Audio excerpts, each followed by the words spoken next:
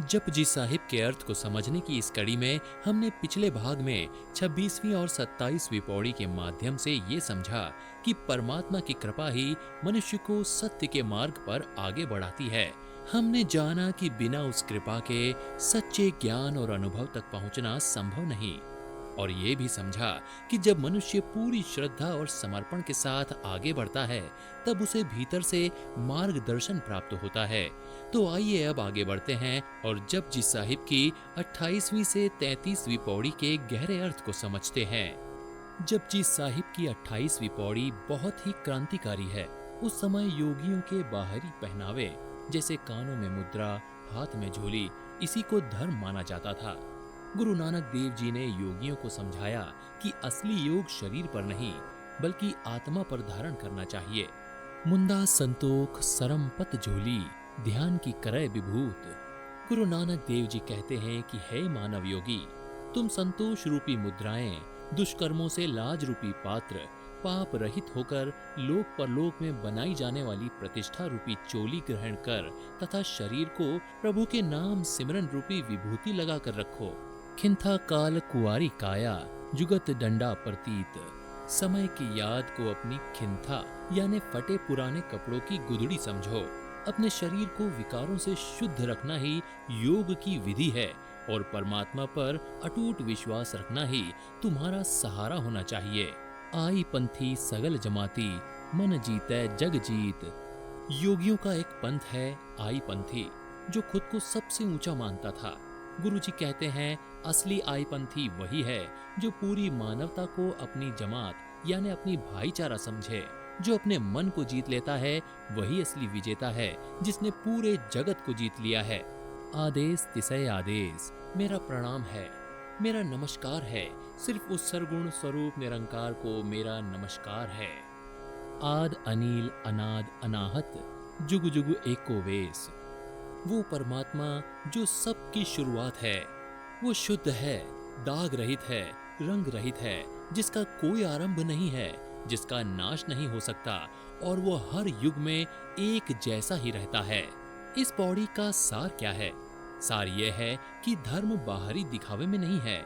असली धर्म संतोष, विश्वास, भाईचारा और मन को वश करने में है। जो अपने मन को जीत लेता है उसके लिए पूरी दुनिया जीत ली गई के समान है।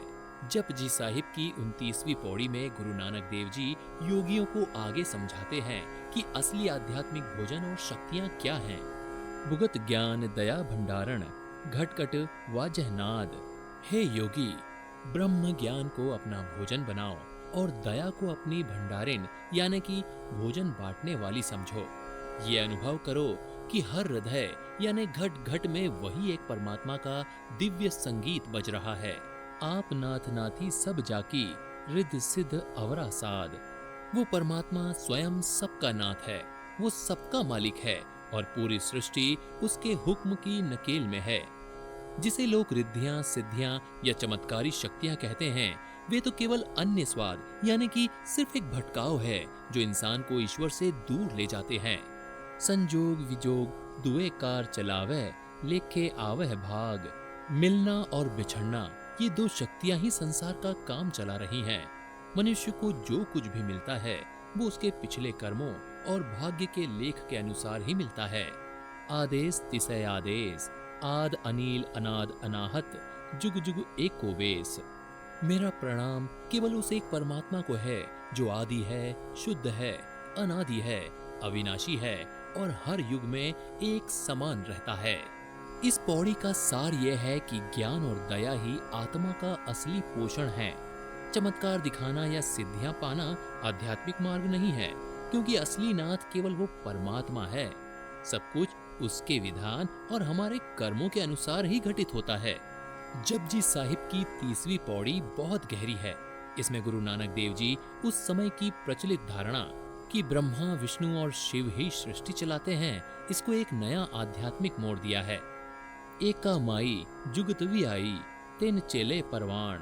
एक प्रकृति या शक्ति ने परमात्मा के हुक्म से जगत को जन्म दिया और उसके 3 चेले यानी पुत्र प्रसिद्ध हुए। एक संसारी, एक भंडारी, एक लाए दीवान। उनमें से एक संसारी यानी कि सृष्टि रचने वाला ब्रह्मा एक भंडारी यानी पालन करने वाला विष्णु और एक दीवान यानी कचहरी लगाने वाला, विनाश करने वाला शिव कहलाया। जीव तिस भावै तिवै चलावे, जीव होवै फरमान। लेकिन सच ये है कि जैसा उसे परमात्मा को अच्छा लगता है और जैसा उसका फरमान यानी कि उसका आदेश होता है, वैसे ही वो इन सब को चलाता है। ये शक्तियां भी उसी के अधीन हैं। ओ वैखे ओना नदर न आवे, बहुता एहो विदान। सबसे बड़ा आश्चर्य ये है कि वो परमात्मा सबको देख रहा है, लेकिन वो माया और उसके चेले उसे नहीं देख सकते। वो निराकार है। आदेश तिसय आदेश, आद अनिल अनाद अनाहत, जुग जुग एको वेश। मेरा प्रणाम केवल उस एक परमात्मा को है, वो जो सबका मूल है, शुद्ध है, जन्म मरण से रहित है, अविनाशी है और हर एक युग में एक ही जैसा रहने वाला सत्य है। इस पौड़ी का सार यह है कि ब्रह्मा, विष्णु और महेश जैसी शक्तियां भी उस एक अकाल पुरख के हुक्म के बिना कुछ नहीं कर सकती। वो सृष्टि और उसकी शक्तियां उसी की मर्जी से चल रही हैं। वो सब पर नजर रखता है, पर उसे पाने के लिए अहंकार छोड़ना पड़ता है।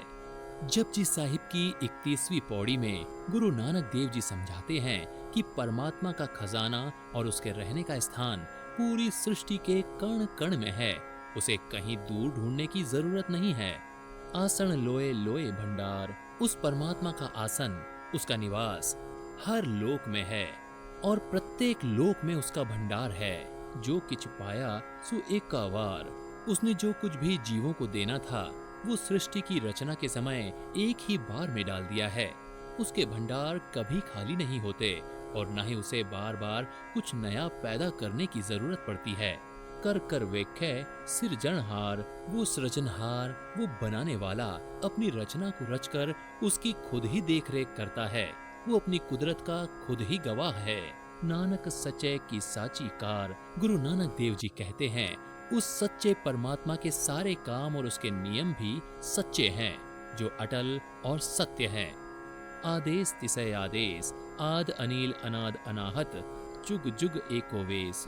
मेरा प्रणाम केवल उस एक परमात्मा को है, वो जो सबका मूल है, शुद्ध है, अजन्मा है, अविनाशी है और हर युग में एक ही जैसा रहने वाला सत्य है।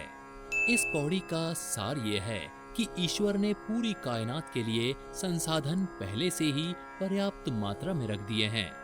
वो अपनी रचना को अधूरा नहीं छोड़ता, बल्कि खुद उसकी संभाल करता है। हमें ये विश्वास करना चाहिए कि वो हर जगह हाजिर नाजिर है। जपजी साहिब की 32वीं पौड़ी बहुत ही प्रेरणादायक है। इसमें गुरु नानक देव जी समझाते हैं कि केवल जीभ से नाम जपने का दिखावा करने से कुछ नहीं होता, बल्कि परमात्मा तक पहुंचने के लिए एक सीढ़ी चढ़नी पड़ती है और उस सीढ़ी का नाम है आध्यात्मिक पुरुषार्थ। एक दू जीभो लख होहे, लख होवे लख वीस। एक जीवा से 1 लाख जीवा हो जाएं और फिर लाख से 20 लाख हो जाएं। लख लख गेड़ा आखिए एक नाम जगदीश। और फिर एक एक जीवा से लाख लाख बार उस परमेश्वर का एक नाम उच्चारण करें, अर्थात निष्दिन उस प्रभु का नाम सिमरन किया जाए। इतराहे पत पवड़िया चढ़िए होए कीस।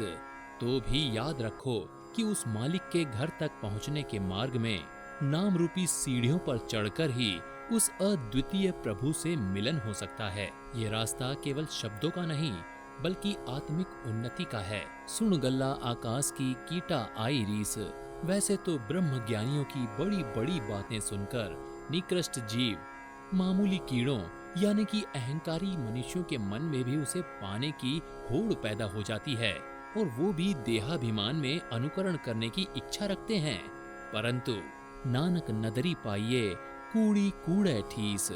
परंतु गुरु नानक देव जी कहते हैं कि उस परमात्मा की प्राप्ति तो उसकी कृपा से ही होती है, वरना जो ये लोग केवल बातों और अहंकार के दावे करते हैं वे झूठे हैं और उनकी ये बातें भी झूठी शेखी ठीस मात्र है। इस पौड़ी का सार ये है कि भक्ति केवल गिनती यानी लाखों बार नाम जपने से नहीं होती। असली भक्ति अहंकार को त्याग कर और परमात्मा की रजा में रहकर उसकी कृपा का पात्र बनने में है।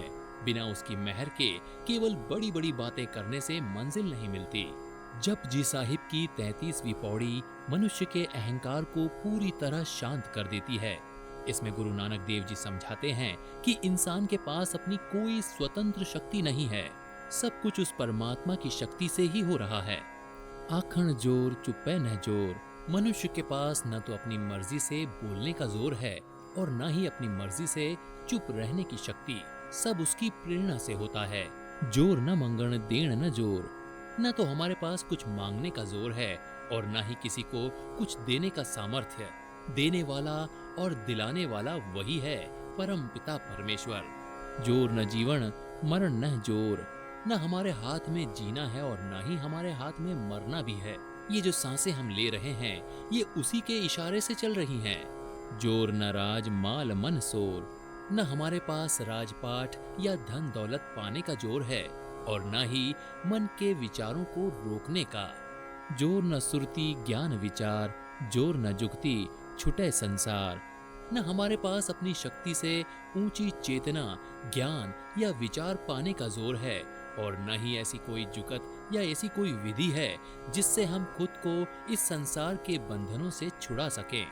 जिस हाथ जोर कर वेखै सोए, जिस परमात्मा के हाथ में असली जोर या असली शक्ति है वही रचना रचकर उसकी देखभाल कर रहा है। मनुष्य तो केवल एक निमित्त है। नानक उत्तम नीच न कोय। गुरु नानक देव जी इस अंतिम पंक्ति में कहते हैं, चूंकि सब कुछ उसी की शक्ति से हो रहा है इसलिए अपनी शक्ति के बल पर न कोई ऊंचा है और न कोई नीच या नीचा है। उसकी नजर में सब एक समान है। इस पौड़ी का सार है पूर्ण समर्पण। जब इंसान ये मान लेता है कि मैं कुछ नहीं कर सकता, सब तू ही कर रहा है, तब उसका अहंकार खत्म हो जाता है और वो परमात्मा के करीब पहुंच जाता है।